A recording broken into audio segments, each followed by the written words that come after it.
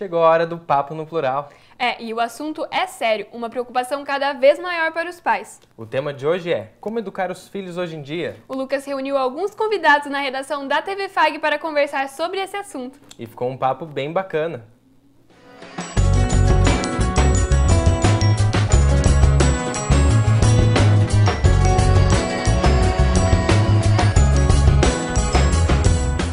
Olá, meu nome é Lucas Rusa e eu sou aluno de jornalismo aqui da FAG. Esta é a segunda edição do Papo no Plural. O tema de hoje é como educar os filhos hoje em dia. Para responder essas perguntas, nós temos aqui na redação da TV FAG os nossos convidados. A pedagoga Marilena Salvati, a Adriana Iba, que é mãe, a psicóloga Juliana Vilas Boas, o Irineu Curcel, que é pai, a Aline Gobi, que é aluna de letras aqui da FAG, e a Helena Chagas, que tem 14 anos e é a nossa convidada especial. Bom, começa agora o Papo no Plural, com o tema Como educar os filhos hoje em dia.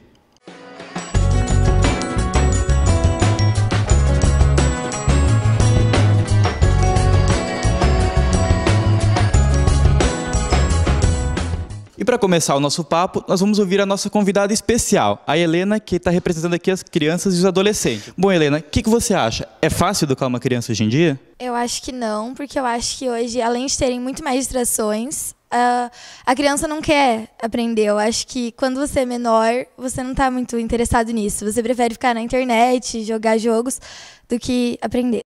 Eu vou discordar um pouco da Helena. Eu acho que quando ela disse a gente prefere ficar na internet, ela está aprendendo, não é? Ela está aprendendo com jogos ou está tendo uma interação com outras pessoas, não é? E eu também agora concordo quando a Helena diz que não é fácil. Não é fácil por quê? Porque eu acho que nossas crianças e adolescentes hoje eles têm uma autonomia em se expressar e dizer suas opiniões. Eu acho que esse é o grande desafio hoje de ser pai e mãe, não é? Não tem mais aquele modelinho tradicional. Ainda é uma autoridade, mas as crianças têm vozes, não é? E Adriana, você que é mãe do Davi, que tem 4 aninhos, né? Você se preocupa bastante com a educação dele?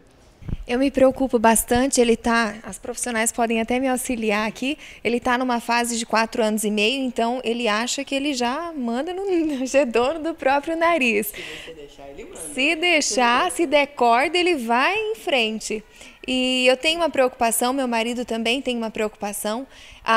Acho que o grande desafio hoje de nós, casais e das novas famílias que estão surgindo, é que a criança, desde muito cedo, tem muitas possibilidades, né? Então, eu acho que isso é muito abrangente, mudou muito o perfil, né, dos filhos. É lógico, a minha mãe teve uma criação, eu tive outra criação e assim por diante. A preocupação é bastante grande, sim, e eu acho que o desafio é maior ainda. Irineu, você que está representando os homens aqui no nosso papo hoje, você acha que tem alguma diferença na educação de uma mãe para um pai numa criança? Cara, diferença tem, né? Pelo menos por mim, eu creio que quando eu viajo muito também na minha profissão, né?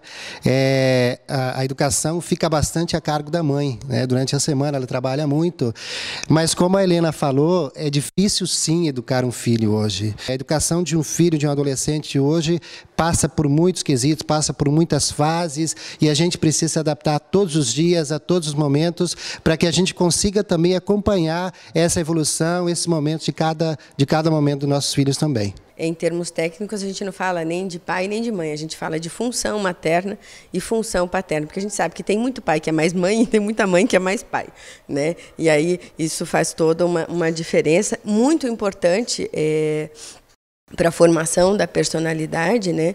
O caráter de um sujeito ele é definido até os 3 anos e meio de idade, então ele é fundamental a função paterna e a função materna. E aí a função paterna, que é a de impor limite, que é de decidir o que é que tu pode ser, até onde você vai, né? E a função materna, que é aquela uma que nos garante que nós seremos bem-sucedidos e seremos amados. Essa é importante, sempre foi, desde que a gente nasceu filhote de homem, assim, né? Lá nos tempos da pedra lascada.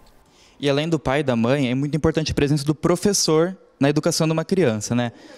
Aline, você que é estudante de letras, você tem noção dessa importância no seu papel que você vai ter na educação de uma criança? Então, na verdade, agora na nossa graduação a gente se depara com essa problemática. de que alguns pais não têm a noção qual é a real função do professor. Se o professor deve educar, às vezes eles entregam os filhos para a escola educar, como se a professora tivesse que fazer o papel de pai e mãe desses alunos. Então, a gente, enquanto acadêmicos, a gente tem essa real noção do que nós podemos, de como orientar. Eu acho que é na escola que a gente consegue detectar alguns problemas dos alunos, assim, até alguns professores que conseguem entender o que acontece em casa, se o aluno é muito isolado, se o aluno conversa demais, se ele quer chamar a atenção. Eu acho que o professor, ele é o profissional mais importante que existe, né? O professor de ensino fundamental e de ensino médio são as pessoas que têm uma responsabilidade gigantesca. O professor tem essa função, sim. O professor ele tem a função, obviamente, dos conteúdos, mas quem está dentro da área da licenciatura não tem como se negar de não ter uma perspicácia, de olhar para um comportamento de uma criança, não é? Um comportamento que às vezes pode ser mais agressivo, aquele que é mais ausente. E tem essa função, né, Aline, não é? Que a Aline falou, né? Muitas vezes de olhar para determinado comportamento, porque eu também acho que assim, eu não vejo que é culpa dos pais, porque talvez a gente caia num jogo de culpabilização, não é? A escola começa a culpar os pais, porque os pais não assumem sua autoridade. As crianças e os adolescentes estão tão indisciplinados, não têm limite, não são educados. Ah, mas isso é culpa dos pais. Posso dar um exemplo, Marilena, se eu fazer uma parte? Na realidade, eu vou dar um exemplo de consultório, né? Hoje, boa parte das mulheres tem que trabalhar, né? Junto com os pais. Aí chega em casa à noite, aí eu vou ter que educar. Me lembro de uma mãe que me disse assim, ai, puxa vida, mas aí eu vou ter que educar, né? A culpa, nesses casos, é uma péssima conselheira. Acho que não é a questão de achar se é culpa do pai, se é culpa da mãe, mas o sentimento de culpa, né?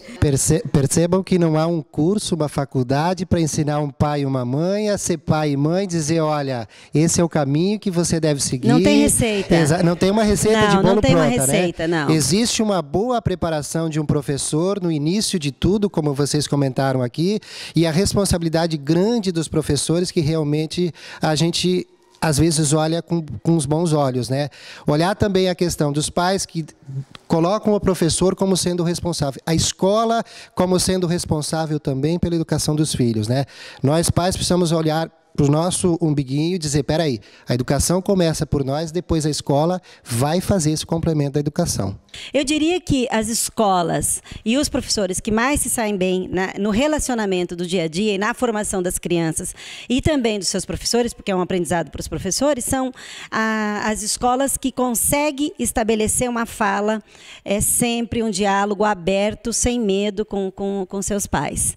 Eu acho que hoje, nessa vida contemporânea, onde, né, a gente não tem tempo para mais nada, o que falta é a troca da mãe e do pai com o professor. E daí, tudo certo? Tá legal? Acho que, né, esse feedback é muito importante.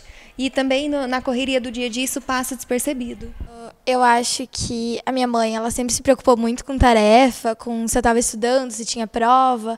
E eu acho que os meus professores, sempre que se precisasse de alguma coisa, se eu não estivesse me comportando bem, eu acho que eles iam ligar para o colégio, nunca aconteceu, mas...